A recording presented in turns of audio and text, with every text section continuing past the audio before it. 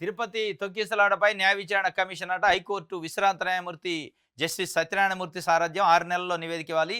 CS Vijayanand ఉత్తర్వులు జారీ చేసిండు. మొత్తానికైతే తిరుపతి తొక్కిసలాటలో దాదాపు 6 మంది మృతి చెందారు. ఓ 40, 50 మందికి చిన్న చిన్న దెబ్బలు, పెద్ద దెబ్బలు తగిలినాయి. దానిపైన అనేక విమర్శలు వచ్చినాయి. బిఆర్ నాయుడు రాజీనామా చేయాలి. శ్యామలారావు అండ్ వెంకయ్య చౌదరి ఏఈఓ కూడా రాజీనామా చేయాలని కొంత డిమాండ్ వచ్చింది. పవన్ కళ్యాణ్ గారేమో ముగ్గురు సారీ చెప్తాలన్నాడు.